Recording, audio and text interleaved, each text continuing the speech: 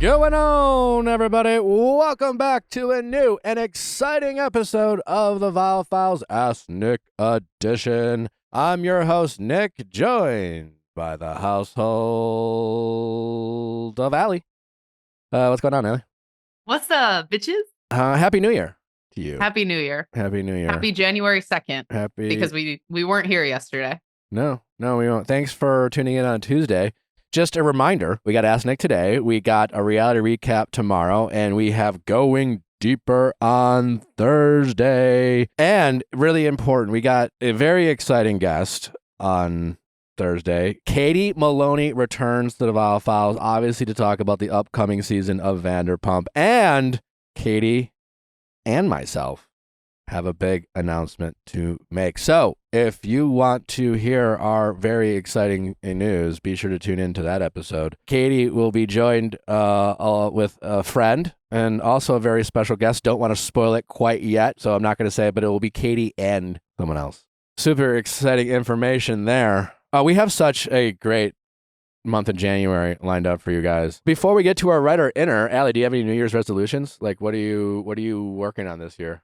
Mine's like, be a father, don't fuck up, you know? Yeah, I haven't really thought about it. I was very resistant to them last year for some reason. I really didn't want to set any. I think I'm more open to it this year, but I haven't really had the time to think about it.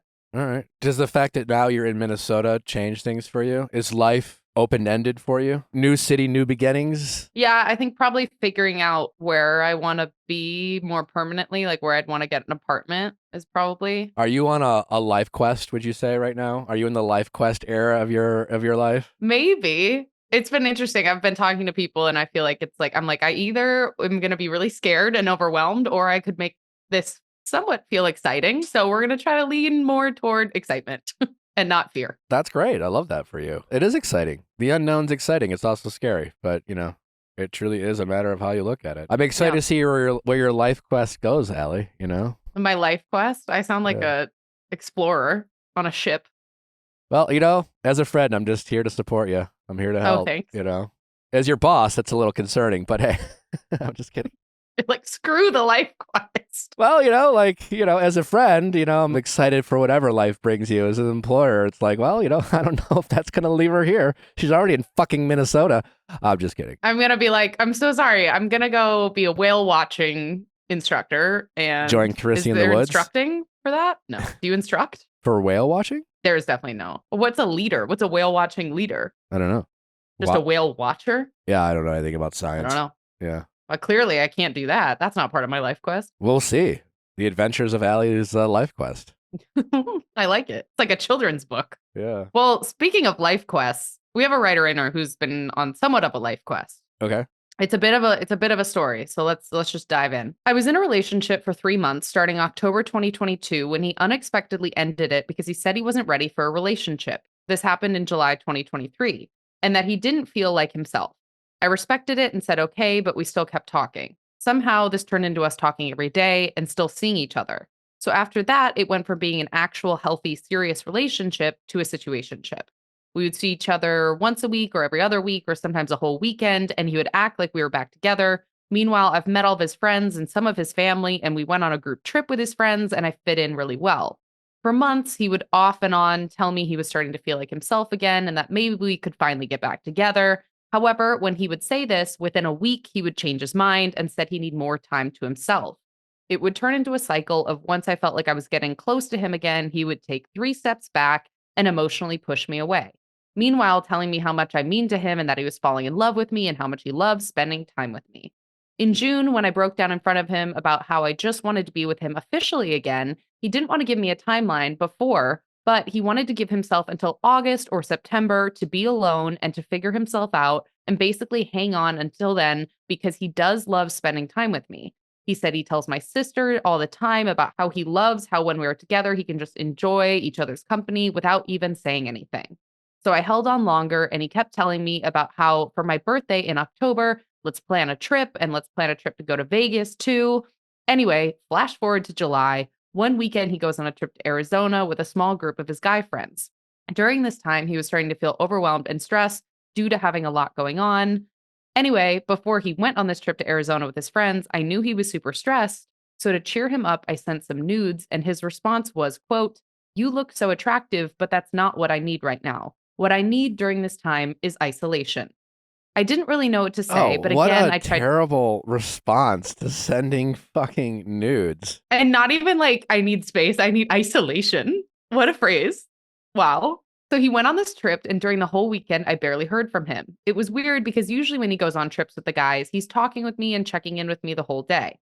This time, he barely talked to me, and it felt off. After he got back from this trip Monday morning, I got a long text of him basically breaking up with me, and it absolutely broke my heart because it was for the same reason, yet again, as what he told me before. Flash forward 3 months later, You showed up again. I still feel so lost and so hurt by this, and I still care so much for him. My birthday was this month, and he randomly texted me happy birthday. Since I had all the feelings for him when he sent that message, I tried to keep the conversation going, but he left me on red. 1 week later, I got upset and in my feelings, and I texted him asking if we would ever talk again. And he replied by saying, "I'm getting in my feelings again and to just stop." So he said this, and I didn't respond. And within 30 minutes, he sends me 3 selfies of him in his Halloween costume because he was going to a Halloween party that night at a mutual friend's house. It made me so confused how, in one moment, he's telling me not to ask slash bring up feelings, and then sending me selfies in the next message. When I responded to his pics, he didn't reply back. The next day, I was also going to a Halloween party, and I sent selfies of my own costume, and he instantly responded. And again, after that, basically ghosted. He still has me on Instagram and watches everything I post, as pathetic as it sounds. We recently met up to talk, and it went really well until he texted me after saying some fucked up things that I can't seem to get out of my head. Anyways, I really need advice on letting go and moving on. It's breaking my own heart over and over again to talk to him when I really just want him in my life and not whatever bullshit this has turned into. I need a reality check to wake me up out of my delusional phase of thinking somehow things will work out. It's been 4 months post real breakup, and I don't feel any closer to moving on than I did when it started. It's not that complicated. You know, it's actions over words. It's this guy's actions tell you he doesn't care about you. This guy's actions say, "I like having you around, but you're not a priority for me. It's nice to have you." And he has all the control. This is your classic question, and you're going to get your classic Nick responses. Go read the book, Don't Text Your Ex Happy Birthday. The answers to all your questions are in that book. It can be very intoxicating, especially if you respond to words of affirmation. It can be very intoxicating for someone to tell you how much they appreciate you, how much you mean to them, how much they appreciate the opportunities you might give them, etc., etc. But pay attention to how they show you how much they appreciate you or how much they appreciate opportunities that you give them with their actions. How do they show up for you? Can you rely on them? If someone says, "Oh, I really enjoy you," or "I really appreciate you," and then they do something that's confusing, that doesn't align with what they're saying, you got to believe their actions. I get it. It's really hard, especially people that are close to you. Friends, boyfriends, colleagues, you assume that people aren't going to be full of shit, so to speak. And the scary part is like I don't even think they always realize. Like when he says he likes spending time with you, it's true. But this person has a million other priorities. He has a million other things that he cares as much, if not more, than you. I've experienced something not too dissimilar recently, not in a romantic interest, when someone's like, "Oh my God," and they want you to know that they're in it, that they're here, that you can count on them. And then they do things that lets you know that, wait, this isn't a priority for them. In fact, this other thing's the priority. This is what they're actually doing. And it can be confusing because you just expect people to, have their words match their actions, but it often doesn't. And so instead of beating yourself up and driving yourself crazy and thinking to yourself, "Oh, it doesn't make sense. I don't get why. You just have to see their actions at face value. And yes, that can be tough when you are romantically invested. And it can be tough to acknowledge yourself, "I don't think this person really cares as much as they say they do about me. I don't think this person really wants to make me a priority in any way. He's mean, he's rude." I mean, sending a nude is vulnerable. And if a guy doesn't know at least that, and he gives you a lecture about that, he's a dick. And he probably doesn't even think he's being a dick and he thinks he's being respectful. It's just, you're not a priority to the guy. It's that simple. Your patience with him is never going to get you to where you want to go. Unfortunately, he is someone who's going to take advantage of your patience. And that's what people usually do. When someone's words don't match their actions, patience isn't the solution. Your patience is a signal to how much they can get away with. And it's not just romantic relationships, it's any relationship. So yeah, listen, I know you're discouraged. I know it's sad. It's frustrating, but it's not as complicated as you make it out to be. And to help you get out of your delusional state that you asked for is that you just got to give yourself some tough love. Remind yourself that you've wasted enough of time on this person and that your patience has never been appreciated and it's been taken for granted and taken advantage of. Patience will never get you to where you want to go. It will be, as I always say, it'll be leaving. It'll be finally saying no to this guy. And the final part about getting over someone is stop telling yourself how much they mean to you, how special they are. You start looking at their actions and then ask yourself, does this person actually, treat me like I'm special? Look at their actions as well for how you think about them and stop saying how much someone means to you, especially when they have a track record of taking you for granted and taking advantage of you. Well, let's get to our callers. We have an amazing year lined up for you. It's an amazing January. Also, Tom Sandoval's in that lineup for January as well. I mean, honestly, I can't tell you how excited I am for some of these upcoming interviews we have. It's so fun to be giving you the tea and the information that you want, and we're excited to bring it to you. And I hope things kick off with a bang with this first batch of callers of Ask Nick. Tell your friends, subscribe, rate reviews, send in those questions at AskNick@theViallFiles.com.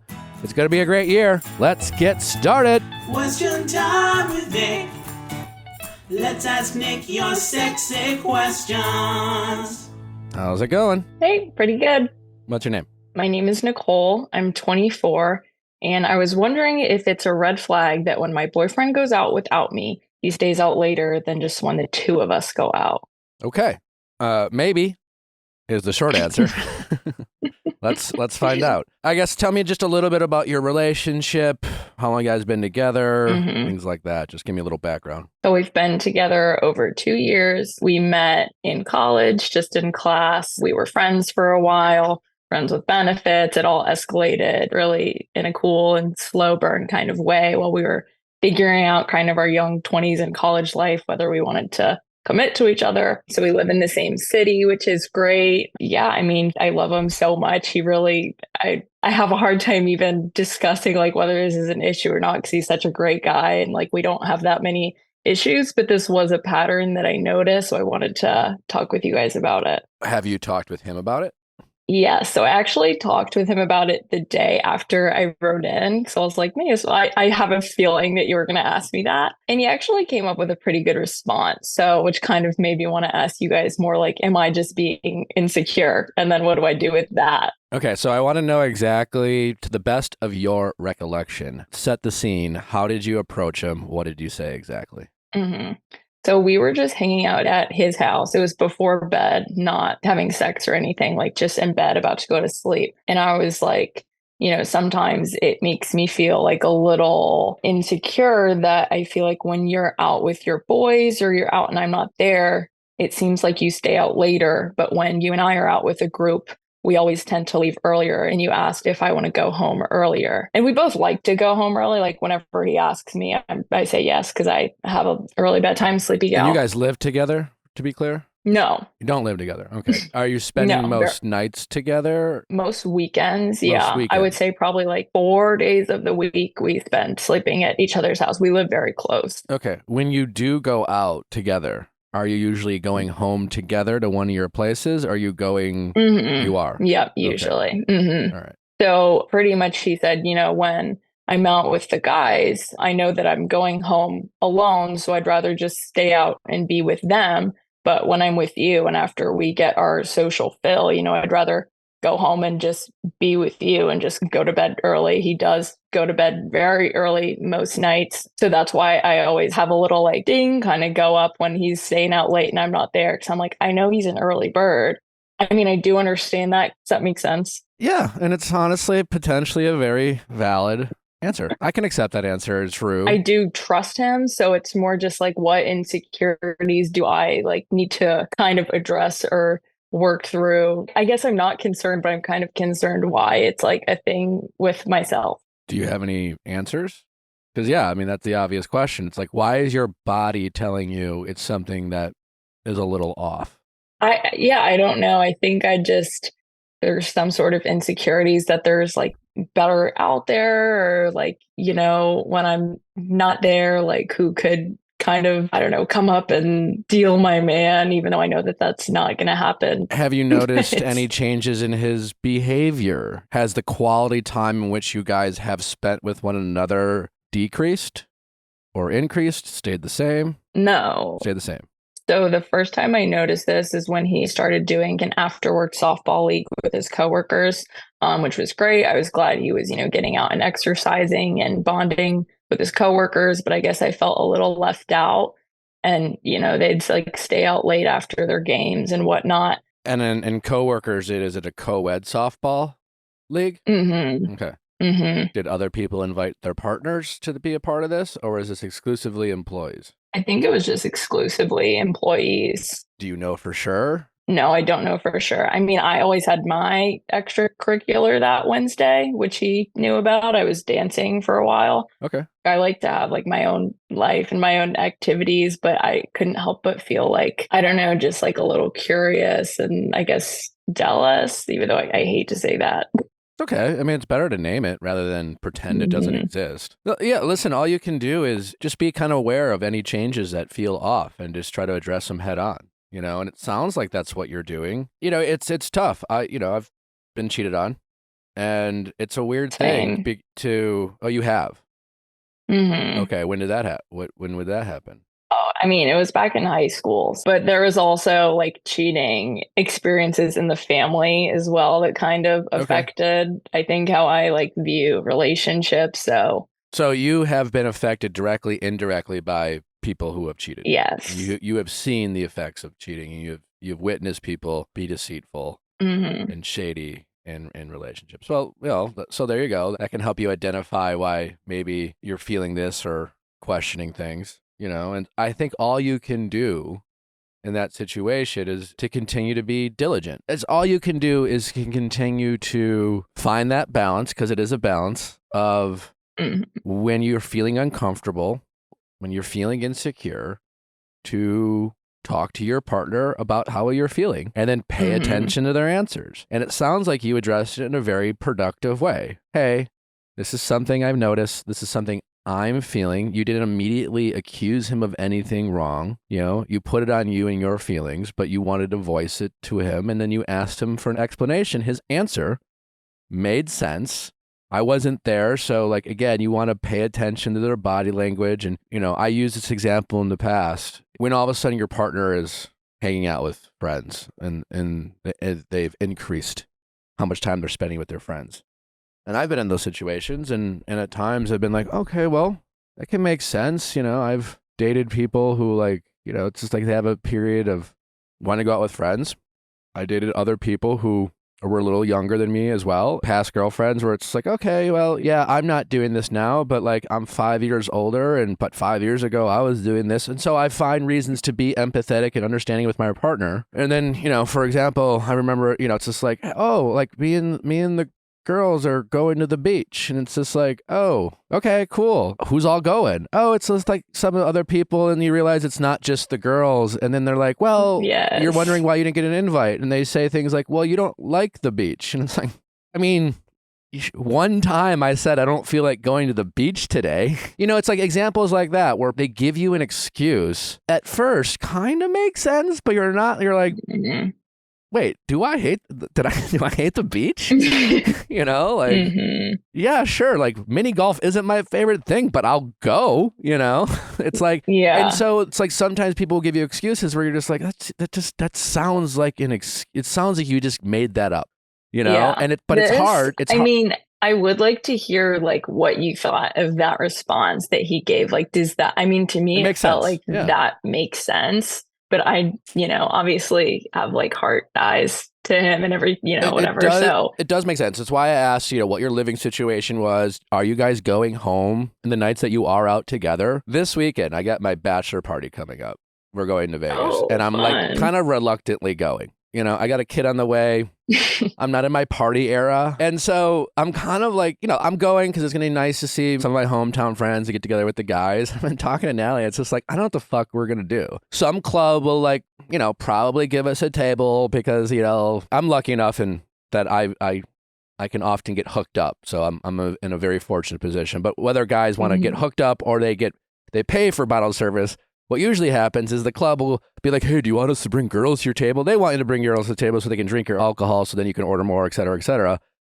I don't want to fucking do that. Like, I'm not interested in bringing a bunch of fucking strangers I don't know. Like, you know, I'm not trying to flirt with women or anything like that. You know, that's not what I'm into, you know. And so I'm just like, you know, for me, like, I'm in a relationship. And I guess my point is what I'm trying to say is like, I used to go out when I was single because it was like, I want to talk to women, you know? And when I'm in a relationship, it's like part of going out, especially to clubs, is like to flirt. And so it's like, what's the fucking point, you know? I get where you're coming from. But at the same time, the fact that he has you in a relationship and you're with him and it's a night where you guys are going to spend the night together, it makes sense where it's like, well, let's just go home and spend time together. Yeah. That's not always the case. It's fun to have friends with your partner while simultaneously having fun with your friends in a group of friends. And it also makes sense that when he's out with the boys, like he wants to like enjoy that quality time. And I've never been a big partier, but I've had friends who like to go out. And sometimes when I was in my going out era, I would stay out just to hang out with my friends, not because I wanted to like get slosh drunk or like flirt with a bunch of women, but I just enjoyed hanging out with my boys. And that's what it seems like, because they're oftentimes like watching sports of some sort, and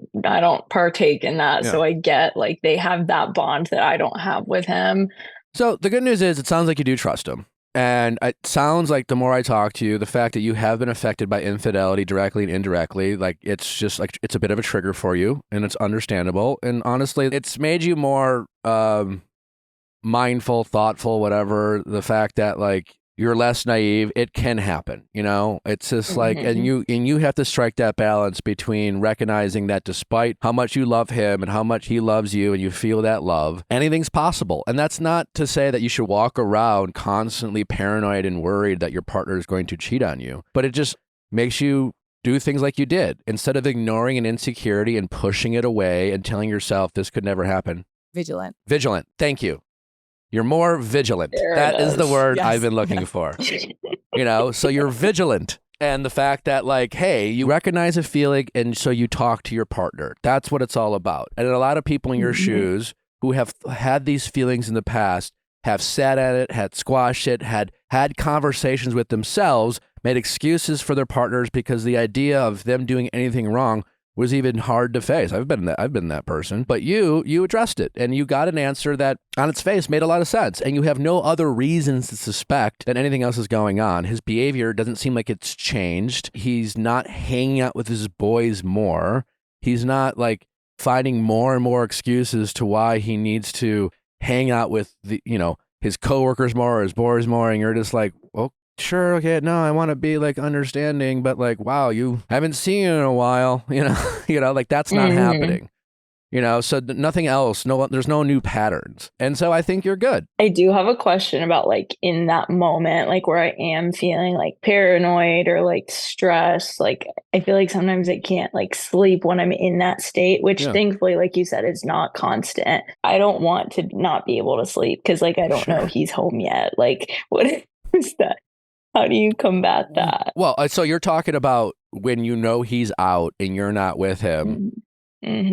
How late is he out? Probably the latest would be like 12:30. Okay, so not that late. I mean, one, you could just, you know, choose to trust. You could also say, hey, babe, when you're out with your boys, I know this may come across as a little needy, but it just really makes that's me... what I don't want to be. Yeah. You know, that's part of a relationship is having needs and expecting your partner to need them. I mean, to meet those needs. So I don't think it's that big of an ask to say to your boyfriend, you know, when you're out with your boys every once in a while, it would just really make me feel better just to check in, say hi, tell me you miss me, whatever. It would help, you know, because I do trust you. It's just like sometimes I will get in my thoughts and I get a little insecurity. I don't, you know, and just knowing that you saying hi, I don't want to bug you, it would help me. Mm-hmm. I'm not asking you to like check in every hour on the hour, but right now you go out with the boys and I just don't hear from you all night. And my thoughts will wonder, did you get home safe? What if you stayed out later? Like waking up the next day, wondering what time you got home and who you were with, it just makes me a little uneasy. And it's not you, it's me. It would make me stress less if you just send me a text or check in and it would be really helpful. And just, I don't think that's a huge ask. I was just going to say, and he already does that, like, which I appreciate so much. Like, even he'll like go to food after and like send me a picture of like him and his brother. And I'm like, why was I even like worrying? It almost feels so silly that I even like worry about these things. I mean, again, it has affected you in the past. You just, it's just striking that balance, like, and it seems like you're doing a good job of it. But there's nothing wrong with checking in and recognizing insecurity. You have to stop yourself from going down that rabbit hole and losing kind of any sense of practicality. I don't know if that's the word I'm looking for, but where you're just kind of like, oh my God, like I know something's going on and you freak out and you're not doing that, but you are allowed to get triggered, so I think you're doing a good job. And thanks. Yeah.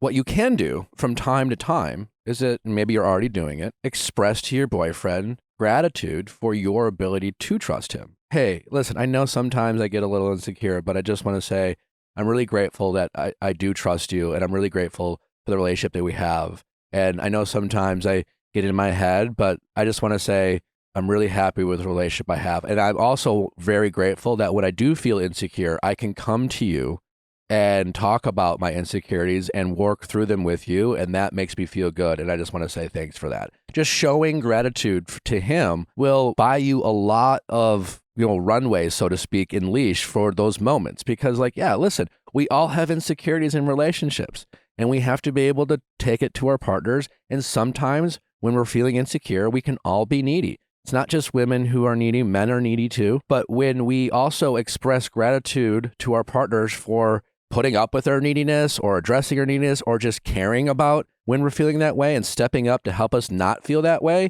it's important to show gratitude for those moments. And I think a lot of times we don't. A lot of times we make our insecurities our partner's problems and, it's like a bare minimum for them to step up. Yeah, I guess it's a bare minimum, but we can still show gratitude for our partners doing the bare minimum. And every time we say thank you and I really appreciate you doing something like that, especially with men, it goes a long way. Really? Because I know that he doesn't not that he doesn't value words of affirmation, but I know it's not really up there with how he receives love. Like he's more an acts of services person. Most guys are. I'm an acts of service guy too. Okay. I don't think a lot of men get a lot of thank yous. I think there's a lot of, again, bad boyfriends and a lot of guys who aren't ideal partners, and there's a lot of guys who don't do the bare minimum. And so when guys do the quote unquote bare minimum, I think people act as if we don't need to recognize that, or when they step up, regardless of what your gender is, everyone appreciates their good deeds to be recognized in saying thank you. And maybe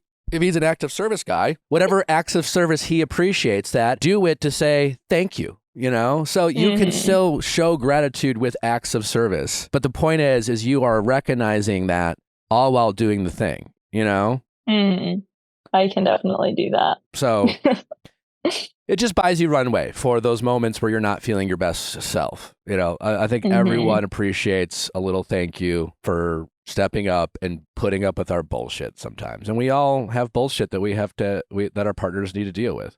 Yeah. All right.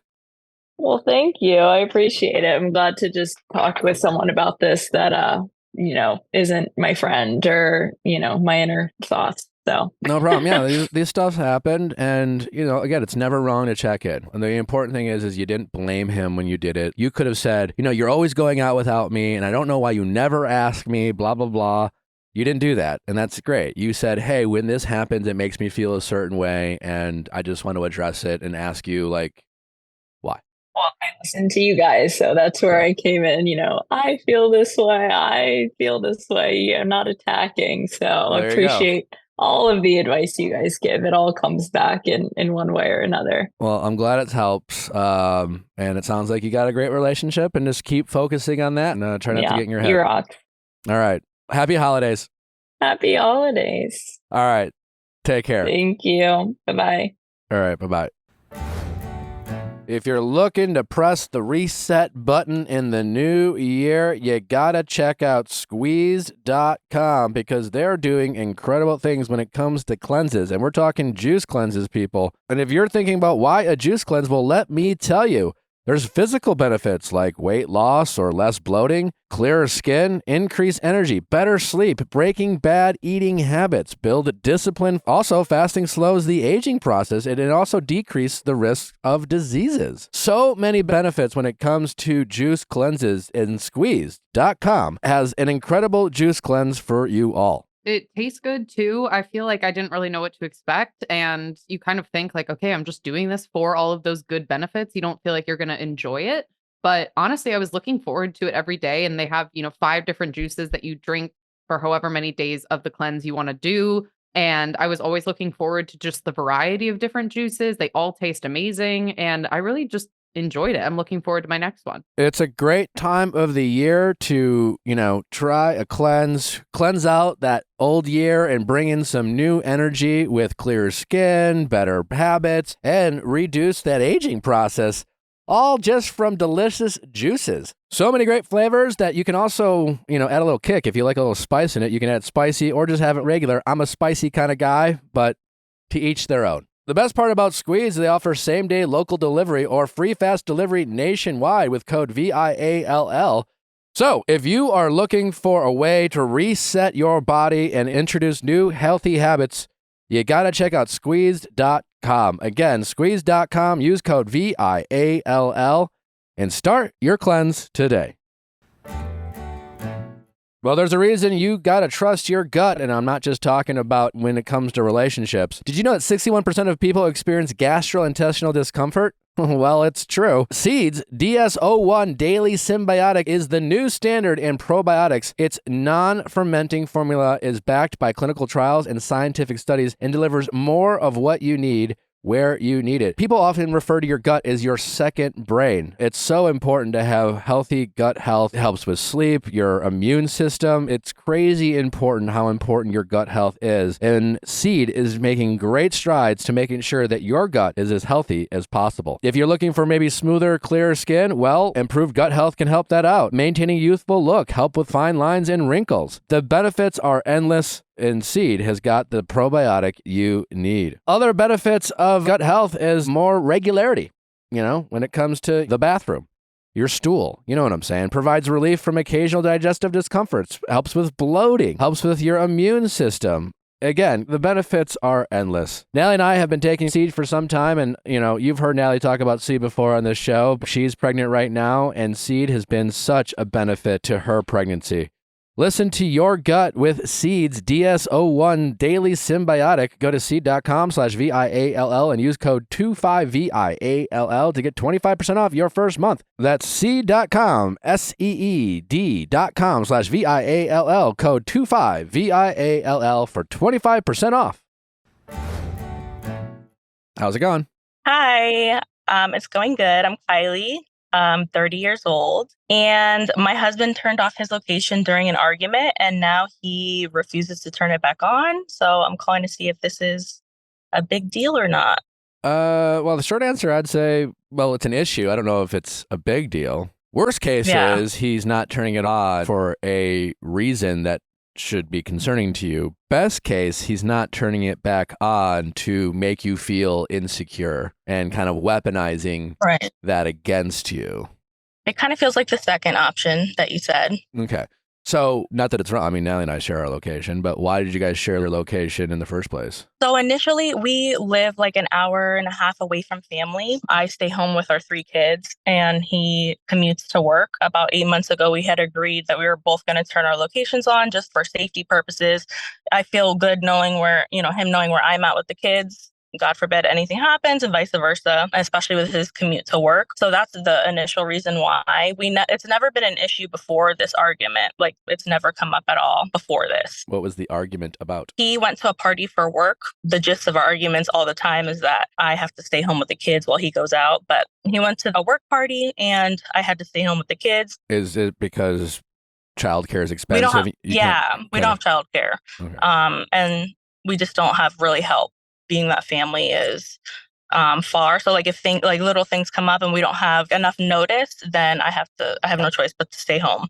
So the solution to you guys not having childcare is you always stay home and he always goes out? Yeah, I mean, he doesn't go out every day. He works, but I had to quit my job. I'm a stay-at-home mom now. So when he, wants to go out, a lot of times he will sleep over a friend's house or he'll sleep there. And that's not something I'm comfortable with, which I've expressed before. Yeah, and why is he sleeping over at a friend's house and not coming home? His friends, probably live like an hour or so from us because we moved. And he says he doesn't want like a time cap on things. So basically, if he wants to stay out all day and all night, he doesn't want that time cap of him having to come back home. Why did he get married?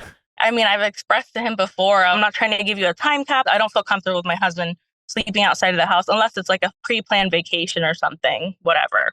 He basically said he's going to do it if he wants to, type of thing. That sucks. I'm sorry. Thank you. That argument with the location was that he was at the party. I was already a little bit upset that I couldn't go. And I had texted him and I was like, hey, I want you to have a good time. I'm not trying to like ruin your time, but I want to know if you're going to be coming home tonight.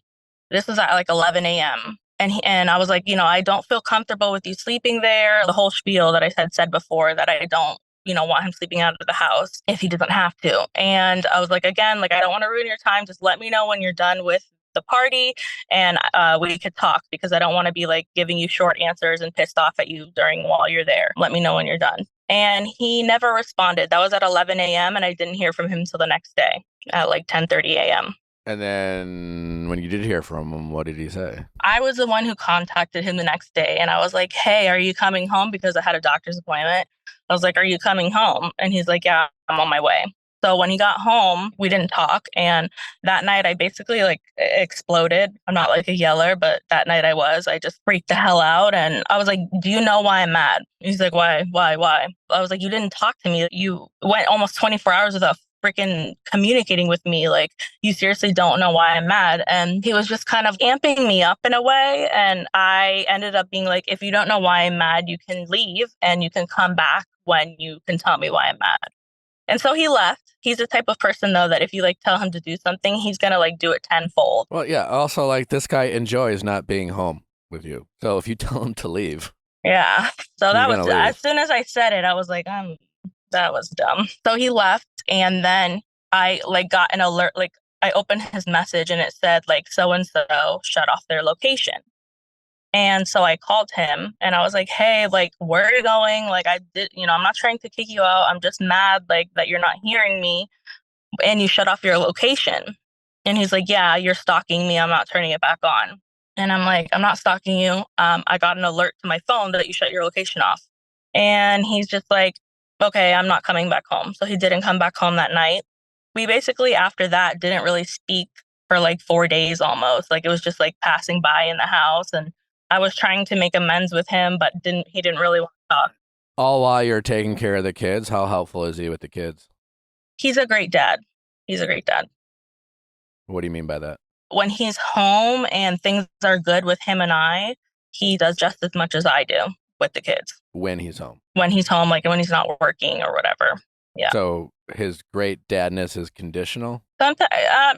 Well, I mean, you said he left at like 11, he left for 24 hours. Were the kids just self-sufficient in those 24 hours? Did you have to do nothing? They're little. They're very little. But no, I mean, I was there, but so you had to be a single parent for that period of time. Sometimes, yeah. Sometimes I'm alone too. For like, with his job, I'll be alone 2 days at a time, and then if he goes out, I'm alone, 3 or 4 days. So I'm alone a lot. It's very isolating. I mean, I guess it's maybe subjective. I've yet to be a parent. I'm about to be a parent. Maybe I'll think different. Congratulations. Thank you. Maybe I'll feel differently. He doesn't sound like a great dad. He sounds like maybe a fine dad. I'm sure he loves his kids, and I'm sure when he's home, he plays with them and helps out. But like, I don't know, do great dads just like peace out and leave their partners at home by themselves to raise their kids by themselves and parent by themselves? He's leaving you in a very stressful situation, and I'm sure you're doing your absolute best. Yeah. But, when you're stressed, I'm sure your kids can pick up on that at times. And when you're unhappy, I'm sure your kids can pick up on that at times. And he is the source of much of your stress and frustrations, of which that is being projected down to your children. Yeah. And that's his fault, not yours. So I'm sure he's all swell, and I'm not saying he's a bad dad, but I don't know if we're giving him Dad of the Year recognition, Yeah, it's definitely the stress part. Like, it's very true. Like, it does trickle down. Like, I have to constantly, tell myself, like, hey, don't take it on the kids. Don't take it on the kids. Yeah. Just because I'm pissed off at him, it's not the kid's fault. And it's an everyday And that's struggle. you. That's something you have to constantly tell yourself. Meanwhile, he's never had that conversation with himself. Yeah, I'm not sure he has. Because he's out there with the God knows. Your husband sounds like a bully. I mean, I'd like to think he's not, but it was never really like this in the beginning. I think like after having kids, it got worse. Sometimes I feel like I'm just I'm like, is this real life right now? Like, I just feel like I'm going crazy. How old are you again? I'm 30. Okay. How old is he? He's the same age as me. Okay. I would love for you to stop apologizing for things that you don't need to apologize for. I would love for you to stop defending your feelings for feelings that are valid, Yeah. Like, hey, I want you to have fun. I'm sorry. I'm not trying to bother you. Shit like that. You're not crazy, right? I hope you know this. Like, you have the right to be frustrated. It's not normal that a husband, whether you have kids or not, would act the way he's acting. And the fact that you do have 3 young kids at home and he's willing to just disappear on you and leave you by yourself to take care of the kids on your own is nuts. And you have a right to feel a certain way about that. And you don't need to apologize to him for the way he makes you feel. I know. It's something I have to work on because I constantly am like, I'm sorry.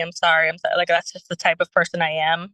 Well, I don't want you to change who you are, and I want you to be an empathetic person, but I also want you to be able to stand up for yourself when it's obvious that you're being taken for granted. And that's why you blow up, right? Because you keep justifying his actions and keep downplaying what he's doing. You keep apologizing to the point where he does something as insane as disappears on you for 24 hours and then comes back and acts like you don't deserve any type of explanation whatsoever. Of course you would lose your mind. You just need to tell yourself, I have every right to feel this way, and I have every right to be mad. And the fact that he refuses to acknowledge that is a him problem, not a me problem. Yeah. Again, he sounds like a bully to me. And the only way to deal with bullies is to stand up to them. Yeah. It's hard. Like, he's the type of person that, like I said earlier, like, if you like try to do something like that or like stand up or tell him something, he'll do it like to the extreme. Like, he'll leave, for months, He would leave for months? No, maybe that's an exaggeration, but like if you say like leave for a week, he'll leave for months. Like, I'm just making like a that's comparison. How is, you're only 30.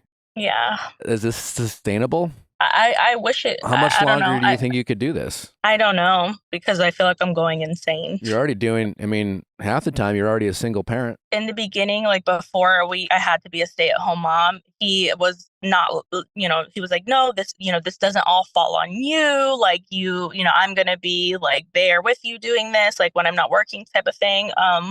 But as the days, whatever, have gone by, years have gone by, it's a lot of like, well, this is your responsibility. This is your job. This is what you have to do. Like, for example, I had asked, like, oh, hey, can you like take over something for me? Cause like my mental load, like of like, even like ordering freaking paper towels or something dumb. I'm like, can you take over it for me? And he was basically like, that's my responsibility. He sounds like a person who is trying to find an out.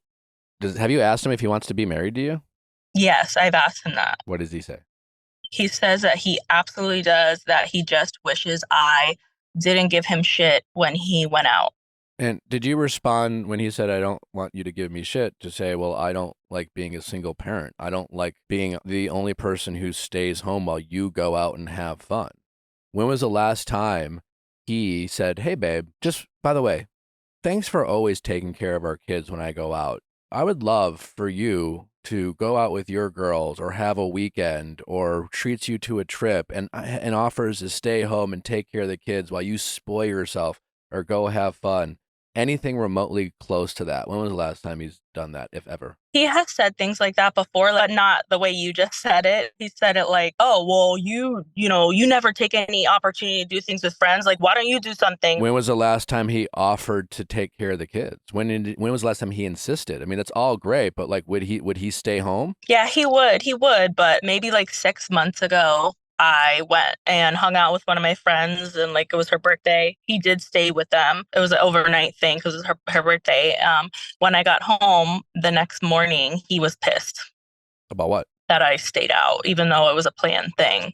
He said that I was being spiteful, and So the one time in the year that you went out with your girlfriends, he made you feel bad about it. yes, I mean, he still brings it up. I still feel bad about it. And yet he's doing it all the time. Yes. Well, but the thing is, he thinks he's not. Like he Well, says how does he? it's just never going to be enough for him. What do you mean he thinks he's not? He will go out like 1 to 2 times a week or more sometimes. It just depends on the week. But he says, I barely go out. He barely goes out. I'm like, it's just never going to be enough for you. It's never going to be enough. You just want to hang with the boys so much. I don't know. So what are you going to do about it? I have no idea. I don't know what to do about it. I don't know. I mean, I'm in therapy. Like, I've touched on it a little bit with my therapist. What do they say? We're still like diving into it completely because she was like more focused because I had like birth trauma. So she was like focusing on that. She told me that like, she's like, I hear manipulation, I hear gaslighting, I hear things like that. So she hasn't really like told me a thing to do yet because we kind of just started touching on it. Other than your husband, what does your support system look like? My parents, my sister, they live an hour and 15 minutes from me. And then I have like a few friends that live near us too, but I don't really like confide in them about like what's going on in my marriage. Not? Why don't you tell them? My friends, like why don't I tell my friends? I mean, yeah. Or why do you choose not to tell certain people? I get that you're not going to tell everyone your business, but yeah, I'm getting the sense that there are certain people that you are really close with that you tell a lot, but there's some reason why you're not communicating with certain people about what's going on in your marriage. And I'm curious as to why. No, I do that. I think it's because I just don't want them to like have that image of him, because like Why are you protecting him? I don't know. I think like in my head, I'm like, oh, if things change and like in a perfect world, like we can work out and he can just like get a wake up call. Like I don't want them to be like, oh, you're a piece of shit husband. Well, he's like, being a piece of shit husband. And it is, I think it will take some sort of wake up call. And that's the question. What is that wake up call going to be? Because it doesn't sound like he's just going to wake up one day and look in the mirror and think, wow, I've been a really self-centered, shitty husband and father. And he's going to like show up and be like, babe, my bad. So sorry. Don't know what I was thinking. I mean, miracles do happen, but I think it would be a miracle. And I wouldn't. It probably would be. I wouldn't hope and count on a miracle. So what do you think is reasonable? I thought about just being like, hey, like I need to take some time away and like stay at my parents' house and tell them like it's not about the kids, like take the kids whenever you want, like see the kids. Like I don't ever want to be the person that's like you can't see the kids or whatever. But no, yeah, but he's got to take time to do that. Yeah, I've thought about that, like just being like I need to like get away from this. I would love for you to practice because I think makes a lot of sense, and I'm glad that at some point you asked him like, hey, do you want to be married to me and things like that. You're constantly asking him about his feelings and what he thinks and what he thinks he should do. And what I'd love for you to start doing is just communicating as calmly as you can exactly how you feel about his actions. Hey, you're leaving me constantly home alone with the kids. I feel like a single mother. I feel lonely. Articulate to him all the ways his actions make you feel. He may not give a shit. He may try to, I hate using the word, get quote unquote gaslight you into making you feel like you're doing something wrong. It's just manipulation. That doesn't mean you're wrong. And you just standing up for yourself, knowing that you have the right to feel the way you do, regardless of how he responds. And the more you can show him that regardless of how he reacts, that it's not going to change how confident you are and how shitty he is acting towards you. And you have a limit to how much you're willing to put up with. And this is all this is, right? He is basically calling bullshit. It's a game of chicken. You're complaining, you're griping, and he's just like, you know what? I'm just going to do a combination of not giving a shit, making her feel like she's in the wrong, act like the victim, and I'm just going to wear her down. Yeah, he's definitely wearing me down. I need to stand up for myself more. I have told him before, like, hey, I'm really lonely. Like, I feel super isolated. Like, What's he it's say? hard for me.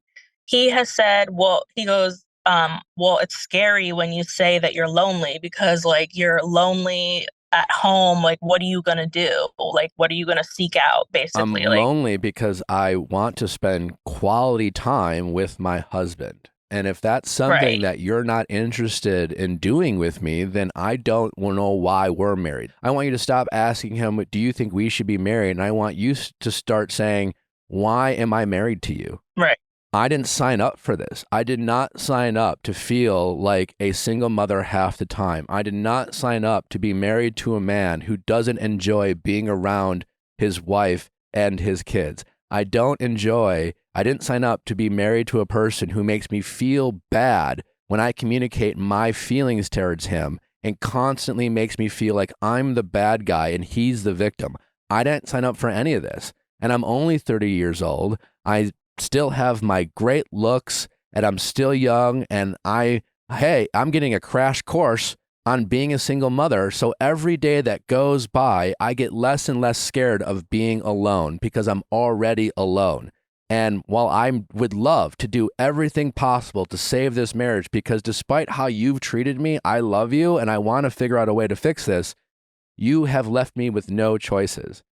And I want you to practice saying this to yourself over and over and over, because again, right now, he's not afraid of you leaving. I don't know if you listened to Monday's episode about the woman who called in whose husband's constantly hunting. Not yet, but I saw on Instagram a little, like I listened to a little bit. I was like, oh, I gotta Yeah. this one. Well, very different story, but I feel like I'm talking to the same person where it's just like, it really makes me sad to hear, people like yourself whose husbands don't want to be husbands and leave them no choice. He's leaving you no choice. You literally feel helpless. You're just thinking like, I don't want, this seems like crazy to me. I'm married. Like, what the fuck's going on? You feel stuck. Yeah. You have 3 kids. I definitely feel stuck. I feel like I tell him all the time, I'm like, you're making me feel crazy. Like I feel insane. I'm like, this is not normal. And if I stopped giving him so much crap for going out, then basically that this would all stop. And he just doesn't want to be controlled. He says, I'm not trying to control you. I just want to know that you're coming home. Well, my sister, like I confide in her a lot, but she is a huge hothead. Like, no matter if he changes, she'll hold this against him the rest of his life. Now, it's a good for me in a way, like she's in my corner. She's like already trying to make a plan for me to like, hey, like you do this, you need to do this. Like she calls it like an ultimatum type of thing. But I'm glad you have your sister like that. And honestly, I wouldn't worry. I wouldn't stop trying to protect your husband. And it's not necessary. I don't know your sister, but the truth is that's not true. It might take a lot of work for your husband to get back into your sister's good graces. But if he really wanted to, if it was a priority for him, he could get back in her good graces. If he was willing to step up and change his behavior and go out of his way and show consistency over a long period of time, he might not be able to get in your sister's good graces in a week or a month or a year because she has no reason to believe that he's actually going to do what he says, and rightfully so. Your sister is, and part of the reason why your sister's so protective of you is because you're not appropriately protecting yourself, and she recognizes that. And I'm not trying to say that to make you feel bad because it can be hard to do on your own. But like, I'm glad you have your sister in your corner. I'm glad you have that kind of fighter for you, that lioness energy who wants to protect her sister, even if it means like saying fuck you to her husband who's not treating her well. And again, if it was really a priority, he could go out of his way and he could sit your sister down. And I don't know if he's mature enough to do something like this. And if he really wanted to, he could say, hey, listen, I just want to say like, I'm sorry, because I haven't been treating your sister the way she deserves to be treated. And I know that you don't like me and you don't respect the husband or the father I've been. And quite honestly, I get it. But like, I'm here to tell you, I'm here to prove myself to your sister and want to win her affection back. But just so you know, it is a priority for me to show you and the rest of your family that I don't want to be that type of person. And if he were to say something like that and do that and then spend the next year or two with his behavior showing that, I'm guarantee you he could get back in your sister's good graces. You just doubt that he would actually do that, and rightfully so, which is why you think I don't think he'd ever do that. Yeah. Well, that should tell you something. You're only 30 years old. And I hate saying this, and I'm not trying to have people call up like the woman who, whose husband wasn't a present husband. And I'm not trying to have people call up and say, hey, maybe you should consider divorce, because like I don't want to get divorced, truly, till Right. death do your part. But like, he is giving you no options. He is treating you like a prisoner. He is a bully, and he is taking you for granted. And you're trying everything. You're in therapy by yourself. You're pleading with him. You're begging him. He doesn't give a shit. And then he is weaponizing your fears and feelings against you. There's hints of abuse. It's fucked up, and Yeah. Yeah. you're only It's 30. super fucked up. And I know, but I know you feel never imagined being I a have single. three kids. And I'm Yeah. like, ugh. Sure. Yeah, but 3 kids, if it's as bad as is the way you're describing, it's not ideal. Life isn't ideal, Like, I know we Yeah. all imagine our perfect picture lives, but, we all have our shit. Every single one Yeah. of us will eventually live our lives, and shit's going to happen, and we're going to think, I can't believe this fucking happened to me. And then hopefully Right. we deal with it and we get over, and then 5 years from now, something else will happen where you'll be like, I can't believe this happened to me. And it's going to feel horrific and shitty and terrible. And maybe it's going to feel like you can't get over it, but you can. And we've all been through this. Everyone has a different version. Some people have been cheated on. Some people are in a situation like you've been in. Other people, they've dealt with death. They don't, and like, life is hard. Yeah. You can overcome this. I really hope that for your sake, that you can make this work with your husband, but Me too. it's not Yeah. entirely your choice. It's his choice, and he's not choosing to want to be your husband or the father that he promised you he would be. So you have to hold him accountable. And I do think it's going to take a wake-up call. So, the wake-up call, what do you have in your control? What you have in your control is you be grateful that you have the support system of your parents and your sister. Yeah. And I would maybe start considering, a little bit of separation, and taking the kids and going to mom and dad and be like, hey, listen, I don't want to be in this marriage, and you don't want to be the husband that I deserve. And if you're willing to go to couples therapy with me, and if you're willing to change your behavior, then I would love to work on this relationship. But if you're not, then I just do not want to be in this type of relationship. I don't deserve this. I'm only 30 years old. I have the rest of my life, and I refuse to be your prisoner. Yeah, I think I am gonna do that. The whole thing with my parents. It's funny, actually. We did go to couples therapy about a year ago. He agreed to go. There you go. That's hope. Yeah, and we were in it for like, I want to say six months. It just like got us nowhere. Why do you feel like that? Why do you feel like that was the case? So the therapist, my husband is like, he's a little bit intimidating. He's like very alpha. So we had a male therapist. I felt like the whole time the therapist was trying to like get on my husband's like good side, so that he was like afraid that he would stop therapy or something if he like wasn't, like good cop. Yes. So we didn't really ever get to like the root of our issues, like, because we were like, he was calling it like stonewalling and things like that. And The therapist or your husband? The therapist. And so the therapist would just be like, oh, come on, man, you can't do that. Like, bro, talk him type of thing. So it just really never got us over anywhere. And I ended up getting like frustrated. And I was the one who was like, you know what, I'm going to do therapy by myself now and find myself a therapist, because I would love to talk to this guy. So yeah, I ended the therapy, and I was just like, I'm gonna do alone, like my own therapy, and that's it. Yeah. I'm really sorry you're going through this. It sucks. I wish I had a better answer for you, but I do think it's just going to come down to you standing up for yourself. Again, this whole alpha persona, he's a bully. And unfortunately, the only thing bullies respond to is when people actually have the guts to stand up to them.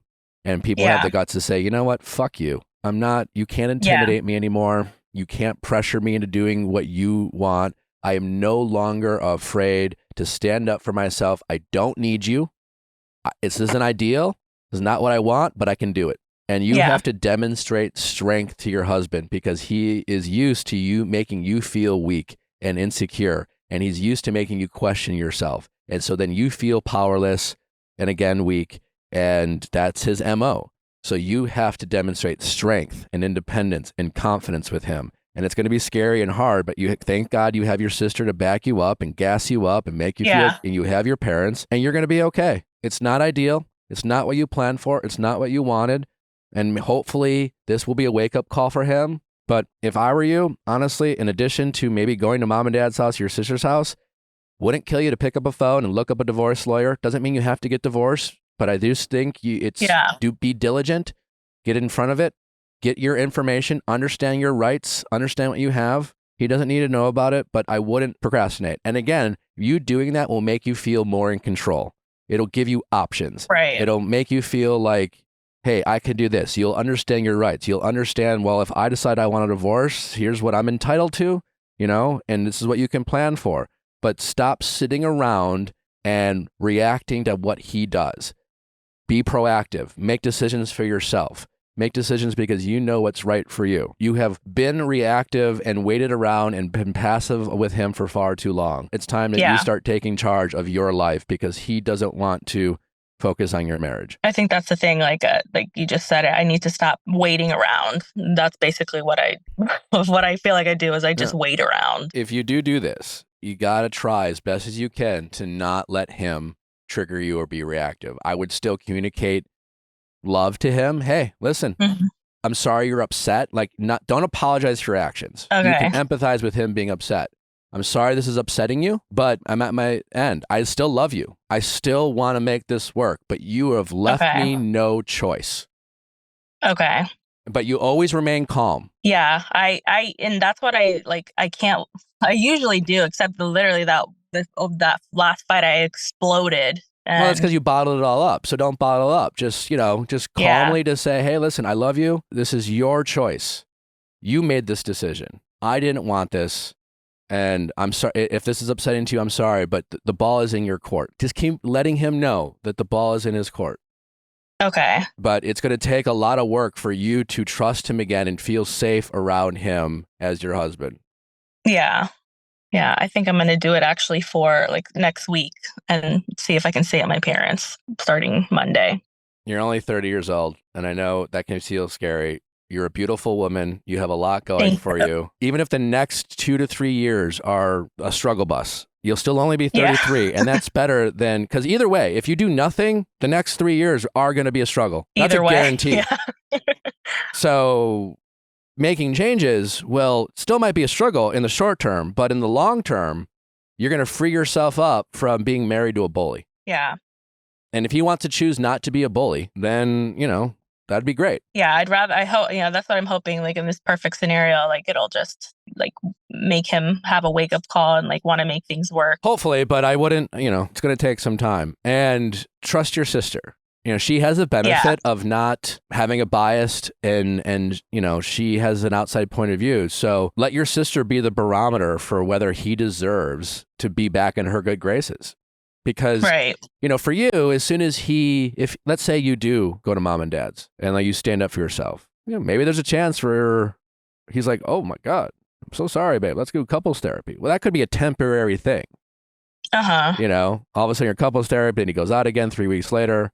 He really needs to show you that he's committed to this. And that's not going to happen overnight. I guess I get confused too, because I'm like, it's okay to go out separately and it's okay to hang with friends.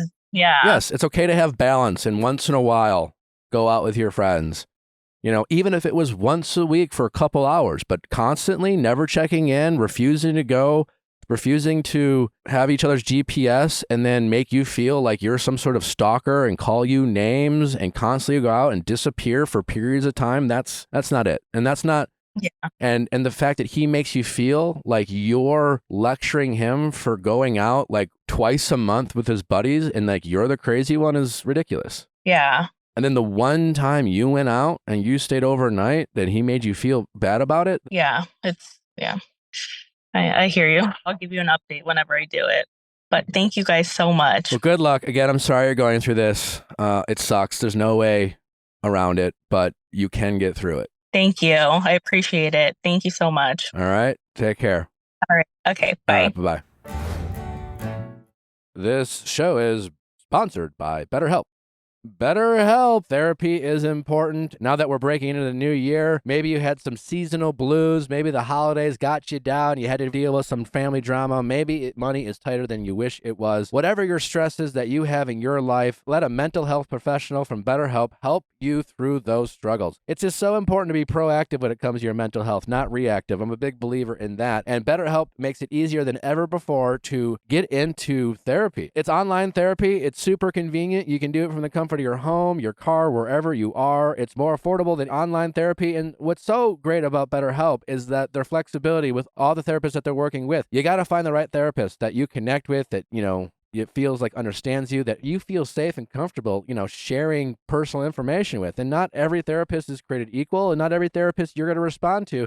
And the best part about BetterHelp is you can try out a few different ones before you land on someone that you really feel like is giving you the benefits that you're looking for. Allie is a customer of BetterHelp. That is true. I have a session on Friday and I'm looking forward to it. Hell yeah. It was a really easy process. You kind of go online, you can take this very quick quiz. Like, it's important to match with someone quickly because oftentimes if you're reaching out for therapy, there might be something you're going through or maybe something you've been struggling with for a long time that you have finally decided, now is the time I really need to speak with someone. So I really loved how quickly they matched you with someone, and their whole BetterHelp team is very on it in terms of customer service. So if you do need to make a change or you need to switch a therapist, like, they're right there. They'll email you back. They're here to really just help you find the best therapist and get the help you need. Celebrate the progress you've already made. Visit BetterHelp.com/VIALL today to get 10% off your first month. That's BetterHelp, HELP.com/VIALL. BetterHelp.com/VIALL.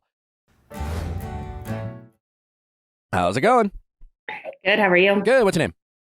My name is Jess, and I am 29, almost 30, but I'm going to hold on to my 20s as long as I can. Okay. And I feel like I am a single mom with a husband. Okay. Well, you're not the only one. I figured. We just got off the call with someone in a very similar situation. Tell me more. So my husband is a fuel hauler. He's a truck driver. It's not over the road trucking. He's with a company. So when he got this job about 3 years ago, it was promised that he was going to be home every night. Then since then, we've had a daughter. She's 2 years old. It hasn't really went as promised, I guess. He kind of jumps at the opportunity to be over the road because he said it makes him feel like a real trucker. And I guess that's super frustrating to me because... What does a real trucker feel like? I don't know. He watches all these YouTube videos of truckers and their trucks and, on the road for months at a time and thinks it's so cool. It's very frustrating to me. I mean, I've asked him before, like, why are you the only one at your company that goes out of town for this many nights in a row when no one else does? And he's like, well, everyone else has kids. I'm like, you have kids. You literally have kids. You also have kids. I'm like, think about everyone else that doesn't go. They have kids. Everyone that does go over the road doesn't have kids or doesn't have young kids anymore. So, I kind of asked him to think about that for a minute, think about me, I work full time. I'm a teacher. So when I pick up my daughter from daycare, I'm beat. I'm a first grade teacher. So I'm with 19 6-year-olds all day. And then I go home to my 2-year-old and then I don't have a husband to help me. So it's tough. Yeah, I'm sorry. Thanks. So, yeah, boy, where do we go from here? So another thing that's really drives me crazy is sometimes he'll be gone for 2 days and then he has like a home base here in our town.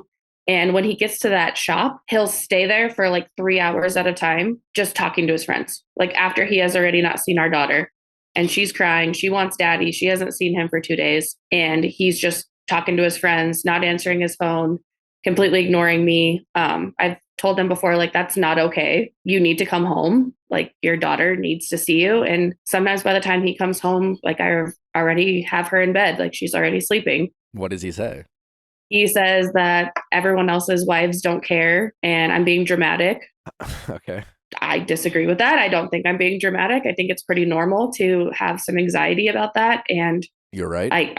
I'm an anxious person in general. So when he's gone, I'm like, oh my gosh, did he crash? Like, did he crash his truck?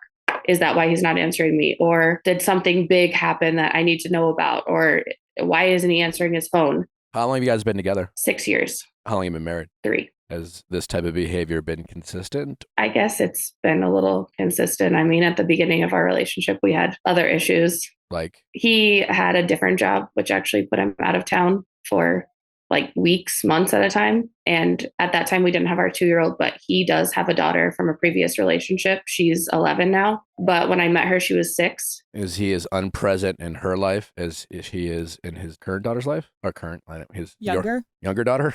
Our daughter, obviously, we live together. So he's more involved with her just because of that fact. And then the other daughter lives with her mom part of the time. I mean, since I've came into her life, I've been the more consistent parent, I guess, between both of them. I mean, she had a hard time when he was gone for months at a time. I mean, she was 6 years old. She missed dad too. I mean, just like my 2-year-old misses dad. And that's why I kind of forced him to get this different job where he's going to be home every night, because I knew I wanted to have kids with him, and I knew that would be best for our kids and his daughter. And I guess just nothing has really. So it wasn't the job, it was him. Yeah. I mean, I think he likes, especially now, he likes being gone because he doesn't have that pressure of, being a father or being a husband. Exactly. Yeah. I mean, coming home and playing with your daughter and, doing bath time. It's like, it's always on me. It's like, oh, well, mommy will do it even when he's there. And I'm like, well, why does mommy always have to do it? I mean, I've been doing it every single day of her life. And the other thing that gives me a lot of anxiety is when he's at work, my mind races because I'm an anxious person. And about 2 years ago, right after our daughter was born, actually, I found some text messages between him and a female coworker that made me very uncomfortable. Like what? So she's his dispatch, which is like tells him what loads to do. So she was texting him, and honestly, I looked because I saw a text that said, just being a good wifey or something like that. So I'm like, like his work wife kind of bullshit. Yeah. I'm like, what is this? And so I looked at it and it was like those two just having like casual conversation, like, oh, like, I bet you're one of those girls that did this in high school, blah, blah, and like sent each other pictures of what they looked like in high school. And like my husband was like, oh, we would have gotten into some real trouble together. And I was like, first of all, absolutely not. No, like that's super inappropriate. You're married. You just had a newborn baby. Then she like sent a picture of dinner and was like, oh, made this for my husband. And my husband was like, oh, what a lucky guy. And she's like, oh, I sure am a good little wifey. Yeah, inappropriate. Yeah. And then there was another text where he's like, I hope I didn't overstep my boundaries yesterday on the phone. So apparently they were having conversations on the phone. And he's like, I was just worried about you. You didn't sound like yourself. How long ago was that? This was 2 years ago. Did you address it with him? Yes. And? So I went through all these messages and I was like, this is just not, no. This isn't okay. I'm like, you need to stop talking to her. That I'm done with this. And he's like, well, how am I supposed to stop talking to her? Like she dispatches my loads for me. And I'm like, well, I don't care. You're going to text her right now. And you're going to tell her like, from now on, this relationship is strictly professional. You will only text about work and you will not be having phone calls anymore. So he did. Oh, another thing is he asked her full name and she was like, oh, are you going to Facebook stalk me? And he was like, maybe. So that was weird. Yeah. I mean, he was obviously flirting and being inappropriate, and he just tried to tell me that it was nothing, like he was just being nice. Well, that's obviously and I'm like, that's obviously not the case. That's not. Doesn't mean he was fucking her, but like he was clearly acting inappropriate. Exactly. He was dipping his toes in the water, so to speak, and I don't even want to know what would have come of that if I hadn't, found it and been like, that's not. But okay I'm noticing with me. this pattern is just like he, for much or all of your relationship, has acted a certain way. And from time to time, you have almost like a parent told him how he needs to act. But I've never heard a time where he has on his own or showed a desire to be the type of husband or father that you would like him to be. Would that be accurate? Yeah. And yeah. So what do you do about it? I think he has two different personalities because sometimes when I bring something up, he'll be super receptive. Be like, I'm so sorry. Like, you're right. I need to change. Like, even this morning, he texted me and said, hey, I just wanted to say I love you. And I'm sorry for not helping out around the house. I really need to figure it out and get the motivation to start doing that more. And I was like, well, it's kind of out of nowhere, but I agree. Thank you. Like, I completely agree with that. But then other times it's like, why would you say that? I help out. I don't want to talk about this. It's because he's defensive. It's guilt. It's defensiveness. It's not two different personalities. It's just he decides, I guess, conveniently to feel empathy for you, I guess, when it's convenient for him, when you're not attacking him or when you're not lecturing him. And again, like, I'm not trying to, come down on you, but this isn't a marriage. This is like a kind of You act like a parent sometimes to him, probably because at times he acts like a child, so I hear you on that. When you come at him, he just gets defensive, It's not two different personalities. It's just a lack of consistency from him and a willingness to be the type of partner and father that he should be. And every once in a while, he decides to feel guilty about it. People sense energy. I don't think it's a coincidence at all that he texted. I don't think it was out of nowhere. Maybe, the fact that you called in today and the fact that you had this schedule to talk to me about it, I'm guessing he didn't know about it. Well, either way, I bet you, and my therapist, Darlene, would totally agree with me, that he sensed that energy. I don't know how you've been acting around him, but you've probably been giving him kind of a, I don't fucking need you energy, or kind of little of a fuck you energy at independence. And he sensed that. And that caused a little fear. And that fear caused him to be like, you know what, I should, send this appreciation note or whatever. It wasn't out of the blue. He picked up on something. You know what I'm saying? Like, it's not a coincidence. Mm-hmm. The fact that he sent that today, of all days, the day that you called in to have a conversation with me about your frustrations in your marriage, knowing that there's a good chance I would be like, fuck this guy, like, Yeah. and try to gas you up and make you feel confident about like, hey, whatever you decide to do, you can do it. You're going to be okay.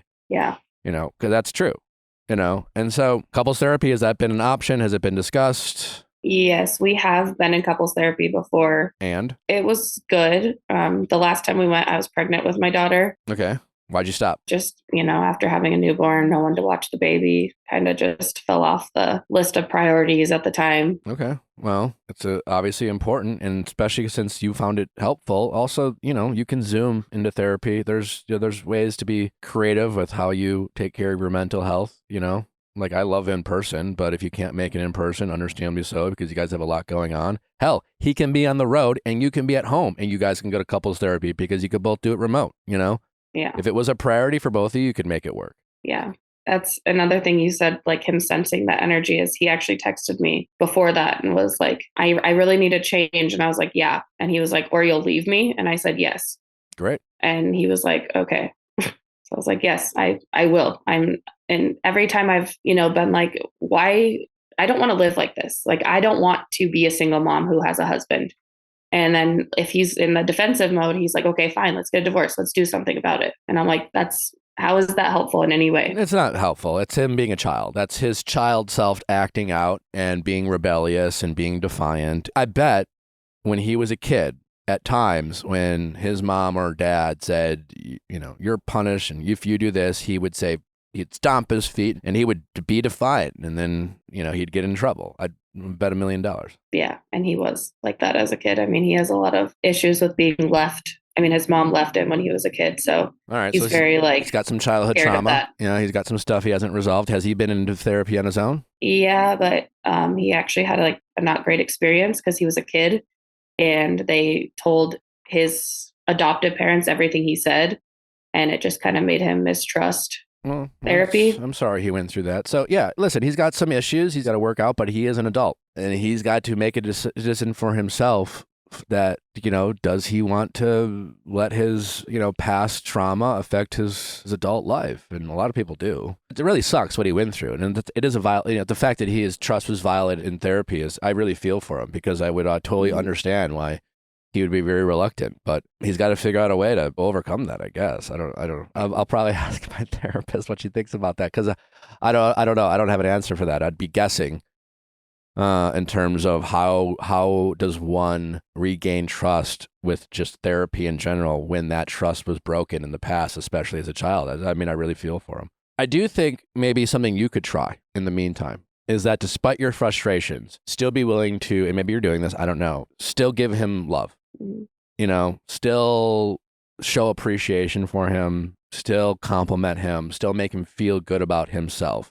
You know what I'm saying? Like, you can still do that while still letting him know that he is not stepping up as a husband or a father. But when he does something that makes you feel proud of him or that is good, it's still okay to compliment him. Clearly, he has some abandonment issues, and maybe, his childhood trauma is the reason why he weirdly feels safer, isolated by himself on the road. He doesn't have to count on anyone because, he hasn't been able to count on anyone as a child. So He doesn't want to get too close to anyone. The fact that his parents abandoned him, he's adopted, I think makes a lot of sense why he's kind of an absent father. But I think it would go a long way to say, hey, listen, as frustrated as I am with you and as sad as it is that I have to deal with this, I believe in you. There's a reason why I got married to you. I think you are capable of being an amazing husband and a father. I don't know why you often choose not to be. And again, choose not to be, as if like it is a choice, because he is capable. He's not some piece of shit person who doesn't know how to do it. Now, he clearly has some roadblocks, some emotional roadblocks because of some past trauma. But, you know, at some point, we can't just keep using our past as an excuse for how we act as adults. It's one thing to become aware about how much our childhood traumas affect us as adults. And those are, you know, can really shine a light on why we do what we do. And that can allow us to give ourselves grace and empathy. And it can allow other people in our lives, like you as his wife, to like maybe understand him a little bit more. And again, give him grace and empathy. But at some point, you have your limits like everyone else does. At some point, he can't keep using his childhood as an excuse for how he treats other people around him, because all he is doing is just really passing down the trauma to his kids. People struggling with like alcoholism and things like that. Yeah, that's a disease. It sucks. It's brutal. And you feel for the people struggling with alcoholism, but there is a cost that trickles down to their family and friends. And at some point, despite their disease that they struggle with, they need to be held accountable because they're, you know, affecting other people's lives. And that's just one of many examples, you know. I'm glad he sent it sounds like there's some reason to hope there. I mean, we got off a call with a woman where there doesn't seem a lot of reason to hope. Would he come on this show and talk with us together with you? Probably. Really? Let's set it up. Yeah. Let's do it. Okay. Yeah, he would. He pretty much does what I want him to do, you know, within reason. Okay. Well, I'm getting a little bossy lady from you. I mean, a little bit. I am a teacher, so no, I know, I'm but the boss. I get it, but I need you to work on that, because if you're the boss, then you're not a partner. That's true. And no one wants to be bossed around by their partner. No one wants a parent telling them what to do. It's also just not sexy. No one wants to fuck their mom. I don't want to be his mom at all. I know you don't want to, but I think that is your default, and I think you are, maybe because you are a teacher or whatever, but I do think whether you say you hate it or not, you still choose to do it. Oh, yeah. And you can choose not to do it. And you can be less of a boss, and you can be less of demanding. And, you know, again, like, yeah, it was really hurtful that he had that conversation with that woman. But like this whole, like, you will not do this anymore.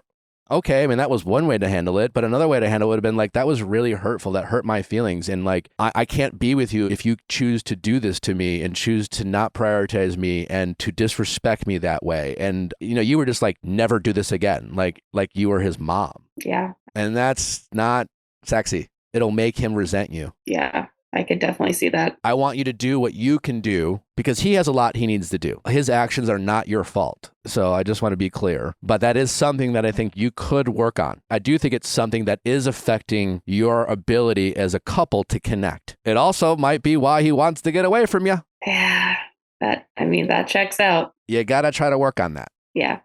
So, hell, honestly, if I'm in a relationship I'm feeling like I'm unhappy and I'm not connected and things, I would rather realize that there's things I can work on rather than just being all their fault, you know?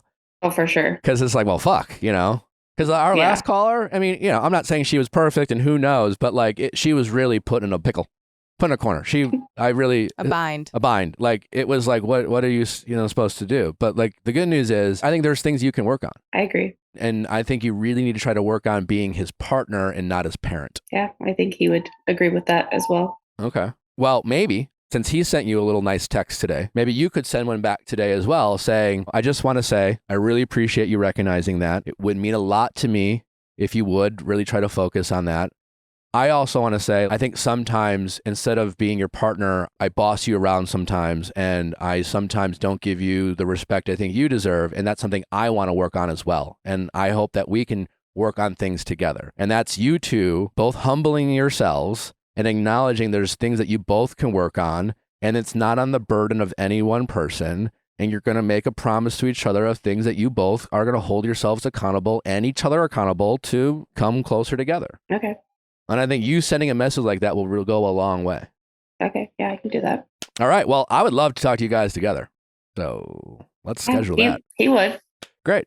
Amazing. We'll have the team get that locked in.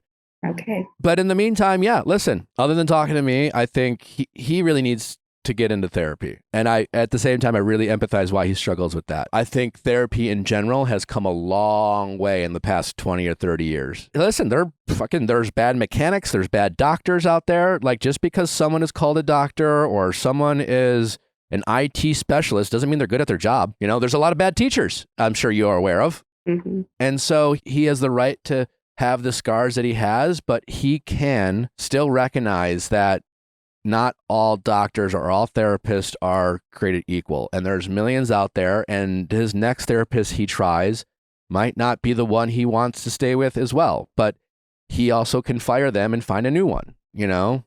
Mm-hmm. If you took your car to a mechanic and they left the, oil filter in the engine with, you wouldn't go back to that mechanic. Right.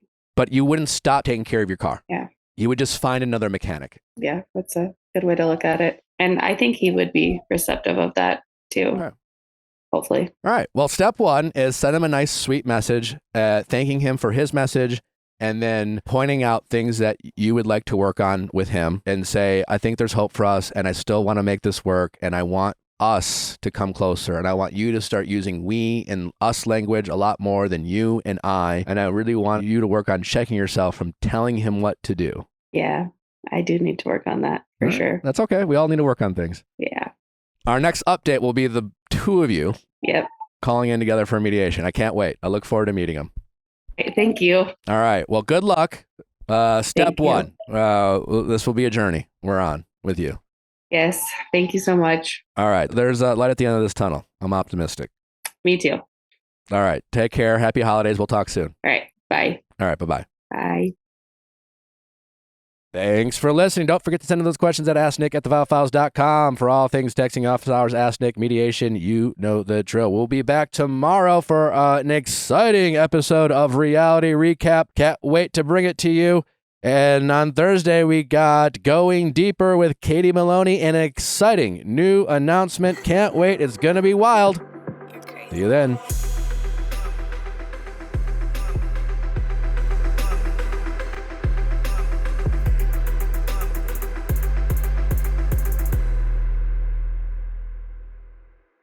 Hey guys, if you loved what you listened to, make sure you hit that subscribe button below. Thanks for listening. We'll see you next time.